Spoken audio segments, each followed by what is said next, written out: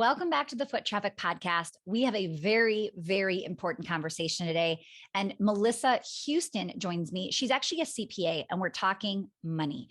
And we're talking about what is potentially coming and how do we prepare for the unknown, right? We don't know what is going on with inflation, the war in Ukraine. Like, there is so much going on, and we don't know how is this going to impact our business. And she gave some really, really great tips. We get into how to prepare, what to do, what you need to know.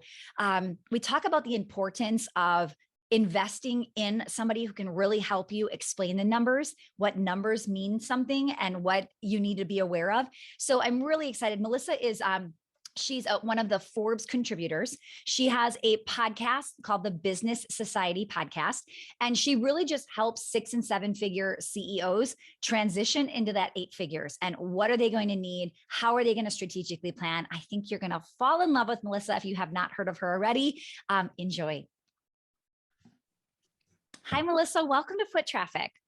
Hey, Stacy, I am so excited to be here today. Thank you so much for having me. Absolutely. Now, I introduced you a little bit already, but I would love for you to kind of share your entrepreneurial background, like how you got started, where you are today. Fill us in.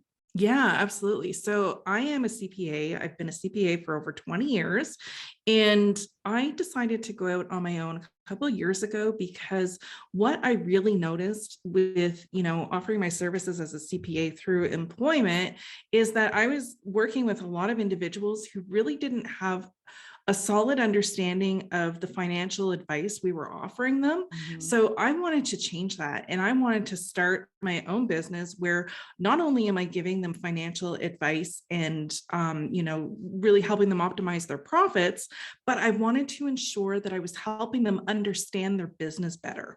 So I provide a lot of coaching so that business owners know how their profit is generated and why profit is so much more important than revenue. And then all the things to deal with for financial management in your business, because those numbers are just so important. Oh yeah, absolutely. Now, I think, as somebody who started many years ago, when I first got started, I didn't know what this meant. It was just like, just get me money. Like, I don't know, I want to make sure I have more money in the bank than I need to spend. And like, that was what I was really doing. Mm-hmm. How do you get, like, if that's where somebody still is today, like, can I afford it? I don't know. Let me look at my checking account. Okay. Looks good. How do you get somebody to understand, like, where they can take their first next steps? Yeah. I mean, that's such a good question, right? Because you're completely correct. Usually what happens is the first couple of years of entrepreneurship, people do not value what's going on with the finances. They don't value the advice of an expert coming in. So when I typically work with people, they're usually coming to me and they're kind of at that point where they're like, okay, I realize now that I need help. I don't know what I'm doing. And if I'm going to grow my business, I need to understand what's going on in my business first, right? So what we typically do is when we start working together, the first thing we start talking about is money mindset, right? Okay. Because money is such an emotional, which is not a traditional thing that most CPAs go to. Exactly. But through my own experience, I do realize how your emotions are so involved with your money management, right? Yeah. And everybody has a money story. It's just such an emotionally charged topic.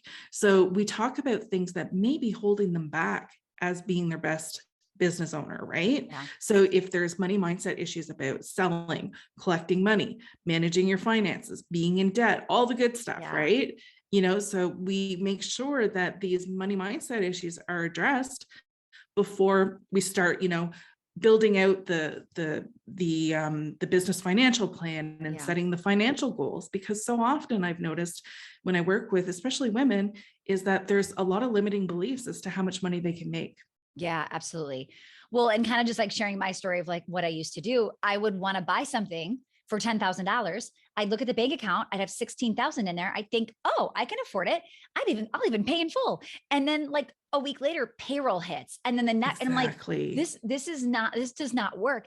And that is just this massive snowball of like crossing your fingers and gambling. I hope I've got enough in there, right? So you've got to get strategic.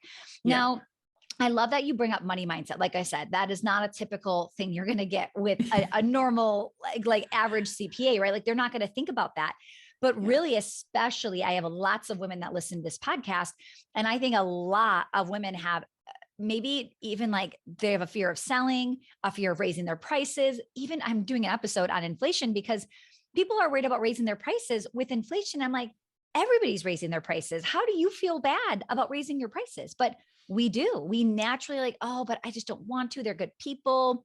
Yeah, you don't Right. want to let So your clients down. There's so much emotional absolutely. baggage there. Yeah, for sure. Absolutely. Now, as somebody is coming in, like you said, everybody has a different money story. So this is not a one size fits all approach. You've got to really attack like that specific thing. What do you think is the most common money story that you see? One of like, I mean, number one, 99% of my clients come with this feeling is the embarrassment and the shame. You know, Oh, it's like, I haven't, like, I'm smart, I know better, I should have done better. Why don't I do this? You know, and there's a lot of beating themselves up, yeah. feeling very overwhelmed about tackling their Yeah. finances. You know, Okay. it feels very overwhelming. You know, there's so much to know and they don't know where to start. So this is very common. I see this a lot. And, you know, I reassure and say, you know, we take this one step at a time Yeah. to override that overwhelmed feeling. And the transition from coming to me feeling overwhelmed, you know, tired, you know, embarrassed, shamed, what have you, and I judge not, been there, done that. Oh my goodness. I'm sure you've heard it all. Absolutely. I've seen the tears. I've, you know, consoled. It's emotional, but Yeah. getting from that place to that transformation of being financially confident, financially empowered, and knowing your business so well, my clients are just so grateful that they take that leap, right? Yeah. It's worth the investment because the transformation in itself will create a better business owner who increases their profits. Yeah. Well, and here's the thing, just like anything you want to get through, there's going to be some stuff in the beginning you're going to have to walk Mhm. through and maybe share. And maybe you've never shared some of this stuff before, and maybe you've never even looked at it before. You don't even know what we're uncovering here. And it's just one of those things, it's only going to get worse the longer you procrastinate diving in, Exactly. I looking. love that you mentioned that. Yeah. Yeah. Well, and Yeah. I always tell people, because sometimes people say, no, I think it's actually going really well, so I don't need to look at it. I'm like, either way, you're losing money, because here is what I think. It's either bad and you're losing money, or it's good and you don't know it's good. And you should be leaning in, scaling that thing, but you don't even know how good it is. So you're leaving money on the table by not staring, looking at your data. Exactly. The data is so important. The numbers don't lie, right? Mhm. And I love how you recognize that even if things are going well, you can capitalize on the things that are going well Yeah. and create even more money coming in the door and more profit. Okay. So I love this so much. Tell me, tell listeners who you need to hire, like bookkeeper, CPA, who are we hiring? I would love for you to explain what a fractional CFO is, because that is a big term that is getting flashed around all over the place online. Mhm. And I want them to hear, like, what does that look like? Yeah, it's such a good question because that's another thing that clients are so confused about, right? So a Yeah. bookkeeper is somebody who is going to enter that financial data for you, right? So they're entering the invoices, the receipts, the expenses, you know, and if they're qualified, they're doing it correctly and they're following the rules of GAAP. So it's really Okay. important to ensure that you hire a bookkeeper that knows what they're doing, right? So this is not just like anybody off the street, $14 an hour. Yeah, You no can figure way. this out. Okay. Yeah, because you know, like I said, I've been practicing for over 20 years. Yeah. I have seen messes, and the messes that bookkeepers create when they don't know what they're doing is way more expensive for an accountant to fix it than it is to hire somebody right from the get-go and pay them good money for good work, right? It's like you get what you pay for. Absolutely. So investing in a bookkeeper that knows what they're doing is really, really important. And then on the other side of it, you have your tax accountant, which people, when they hear CPA, they always think, oh, you're a tax accountant. But CPAs, you know, we're accountants, we do a lot of different things. So Yeah. tax is not my zone of genius. I'm not a huge fan of it. I have worked in corporate tax. I understand the laws, but I will not do the tax returns for corporations and individuals. So a tax accountant is the person, the expert that you need to help you file your taxes and give you tax optimizing strategies Yeah. for your personal and your business finances, right? Mhm. So Yep. that's Love really that. important.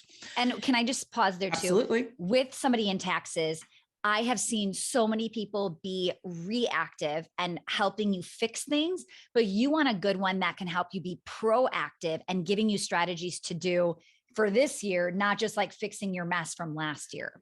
Exactly. And quite often I think I see people saying, okay, well, I'm going to go with the cheapest tax accountant Oh my because goodness. yeah. And what they don't It realize costs is you. yet again, you get what you pay for. Yeah. And if you're paying like minimal money, you're likely not going to get a tax strategy. And Right. the tax strategy is the big money maker, Right. right? It's And saving. Go just for ahead. everybody to hear, Melissa is not a tax, like she doesn't do this. So she is not here to say, oh, hire the best and you should buy me. She's saying, I don't even do this. Please don't Mhm. be cheap here and spend the least amount and then not get a great strategist. So I just want to make sure people aren't thinking you're just saying that. It's like, we really truly No, believe this. truly believe it, Yeah. truly, because that's where the money is, Yeah. right? And you can't follow what your neighbor or your friend or your colleague or whomever that their tax accountant prescribed them, because it can be completely different for your situation. So Yeah. everybody's situation in tax is unique. So get your own consultation. And Mm-hmm. then in the middle, you've got the fractional CFO or a full-time CFO. So fractional CFO is essentially the same thing as a full-time CFO, but you're paying part-time fees for it. So it's part-time CFO and a chief financial officer. What that does is once you get to the point in your business where monitoring your accounting and your financial growth and getting growth strategies and profit optimization and stuff like that becomes paramount, that's when you want to call in the extra help, right? So Mm-hmm. fractional CFOs are designed to be there for business owners, small to medium-sized business owners who don't have the budget for the full-time. It's a cost-effective way of getting that CFO all that great advice you get from them, Yep. and it's cost-effective. So not only are they the senior finance person in the organization, and they're running all the, the bookkeeping, the cash collection, cash management systems, all that back end stuff that you as a CEO no longer have to worry about or keep control over. They are supporting your finance or your company vision in the financial way, right? So Yeah. the CFO is typically the right-hand person to the CEO, and they're there to be your partner. They're there to check out your blind spots, give you advice, give you growth strategies, and really ultimately take your business from typically what I see in smaller businesses, once they get to like about, 500,000 to $1 million per year in revenue, Yep. they take you further to that 7 and 8 figure growth that you want to achieve Yeah. in your business. Yeah. And so right now, let's just kind of think about most small business owners. Most small businesses don't have a CFO, right? That's right. Which is sad, like they're the person in charge. And then they just have this random CPA that they've hired minimally, very cheap. They just kind of file their taxes. And this is who's running the show in these small businesses, right? And this used to be me. So I have no judgment. I mean, I was this person, but as I started to realize, like, I don't know what I'm doing. Like, I don't even know half these numbers mean on these spreadsheets. They were like sending me documents and I would just start deleting them. So I'm like, I don't even know what they mean. So do I even open them? Right. Yeah. But yeah. you're not going to go from it being you to having a full-time head of finance, right? Right. So I think the fractional CFO, which is actually what I have as well in my business, in both businesses, it's just a great way to get somebody who really feels like a part of the team, but I'm not having there's no, I would be able to afford right now a full-time director of finance, but I get to share the expense with everybody else that's also using them. So I think it's a great affordable option. Even though I say affordable, you're going to think, oh my goodness, I don't want to spend that kind of money, but it has been the best return we've gotten because I finally know what these numbers mean, like, or at least the important ones that I should be looking at and understanding. Exactly. And I love that you said that, because people often think, well, CFO's not making me money. They're not bringing in revenue. Well, technically, no, but they are tightening up your profit line, right? Yeah. So there is definitely still value in a CFO just because they're not out there selling, right? Yeah. And I think one of the cool differences is we're attached to the product. Like it's our baby. Yeah. We could never get rid of this, but you are just not traumatic, not attached. You're like, listen, the numbers aren't lying. This program doesn't make you money. Like you're actually spending more money than it's actually producing, right? So I think you're just this really good outside perspective of the reality of what's going on without attachment to the business. And I love that you said that because it gets emotional, right? Oh yeah. Oh when we yeah. look at those numbers, sometimes people interpret it as it's validating whether they're successful or not, and that's not the case, right? The thing is, you Yeah. want to get these numbers as feedback so that you understand how to improve your services, how Yeah. you can, make yourself profitable if something's not working, or if it's time to walk away and start something new. Yeah. And I think, in the beginning, like I said, it is hard. Like we're embarrassed to come to you and like share this information, but we were not taught this stuff, right? We were not, I mean, I have Exactly. a business degree and I don't think we ever looked at stuff like this in school. Right. And Exactly. you've got to let go of the shame of like, I don't know. I mean, Mhm. you just need to say like, I don't know. Could you teach me? Right. Could you share with me what I should be looking at, where the most amount of sense is for me here? What are good numbers? Like, what is a good profit margin? What should I be shooting for? Is this percentage of labor normal? Right. Yeah. I didn't know what was normal in certain areas. And then my CPA is like, listen, you're spending this much on payroll, producing X amount. We got to see that number get bigger, or we don't have the right size team for what we're producing here. You just don't know what you don't know.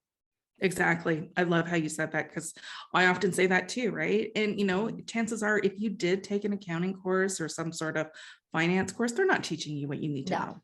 No, I know. I'm sure he no. did take an accounting and all of that in Yeah. school. It's like when you're just there, it's not like your business. You're not understanding it, right? You're not getting it. And even Mhm. if it is your business and you're doing it, some of us, it's just so out of our wheelhouse. We Yeah. just check out and then we Yeah. stop looking. Exactly. Yeah. Exactly. And when you get somebody who's got, the expertise, who's, done 6 years of schooling and then, 10 plus years of work experience, Oh my goodness. and Yeah. knows how to take that entire financial picture and interpret the story for you, Yeah. that is so helpful. Now, who knows what's coming, right? Mhm. Will we have another recession? Well, I mean, at some point, yes, right? What Mhm. is inflation going to look like? We don't know what's happening, but how can you best prepare for the unknown? Like, what are some things you tell your clients to always be thinking about to really just get weather like anything?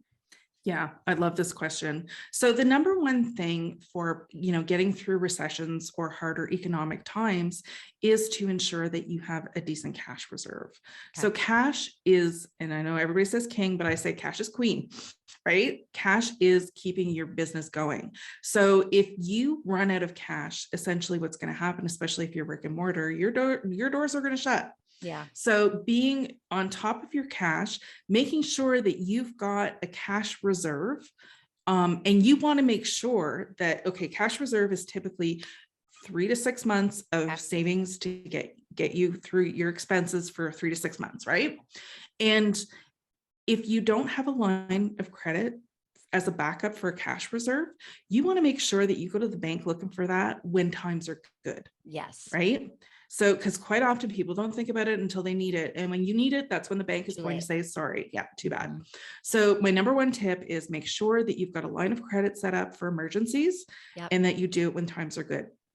So ideally, you want to make sure you've got your own cash reserve saved up, and Yep. have that line of credit handy for emergencies, and monitor your cash, right? So we know that times are crazy right now. Yeah. This is probably not the time to be investing in new gadgets or, electronic equipment or big, heavy price tag equipment if you don't need it, right? Right, right, right. So So like somebody like me, brick and mortar, probably not the time to go like get new dance floors or new equipment, or like let's just like exactly. one of my employees was like, I really think we need to have an addition because our one building can have an addition to. I really think we have to have an addition. We got a wait list. I'm like, listen, we're going to keep that wait list because we don't know what's coming, and I'm definitely not building new construction right now. Yeah, Yeah, exactly. And it's so smart. Being conservative is the best yeah, right now, because 2020 all the way up to 2022 right now, it's been crazy. We don't know what's yeah, going to happen in the future, and it's just, we've got so much going on. yeah, Plan, be prepared, be yeah. conservative, So 3 to 6 months. Now, this was something somebody told me. Feel free to share if you agree or not. Because 3 to 6 months sounds like a lot, especially if you don't have anything, right? You're like, Mhm. oh my goodness, 6 times all of this. So what somebody had said to me was, don't think like, let's say you're spending 50,000 a month, but you're comfortable and things are great. So that's what you're spending. But really, you're not under contract. You could quit a few things, and next month you could drop down to let's say 40,000, right? Yeah. They had said to me, really, you just need a savings of about 40,000 times the 3 to 6 months, because like you have the ability to cancel in XYZ. Do you agree with that? Or would you say be conservative and just go high end? See, I'm an accountant. So by nature, I've been trained to be conservative, right? Yeah. We always underestimate revenue and we overestimate expenses just because, we know that this is life.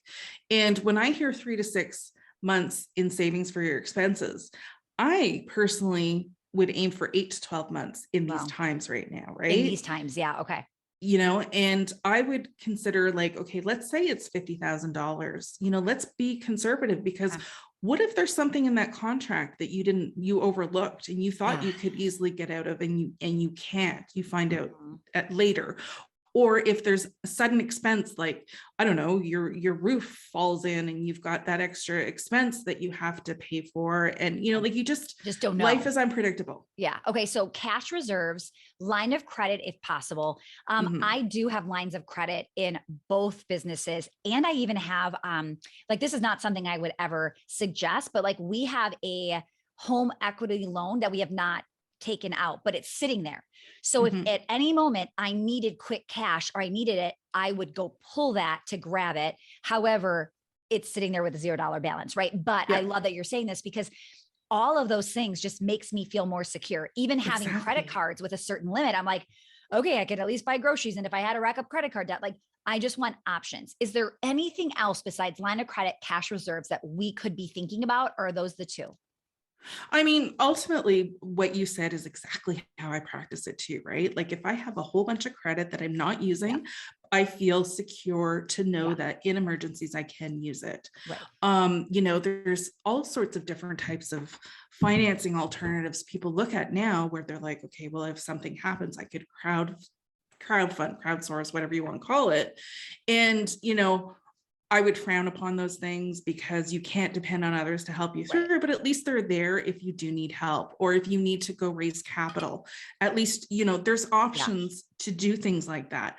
But that's ideally, like the backup plan. That's the backup, because ideally you don't want to owe money, right? Correct. You don't want to get yourself in more debt and indebted, and carrying debt is expensive. You've got interest expenses that come and stuff. So what I do is look at the cash reserve. The next thing I would get clients to do is look at their financial plan and their budget, right? Okay. Are there things that you can cut out? It's like what you mentioned earlier, you can go from 50 to 40, but maybe now you can go from 50 to 40 and start doing that. You can squirrel away that cash and still cut even more if you get into dire habits, right? Because quite often people have expenses on their P&L that they're not even realizing that they're still paying for, that they're not using.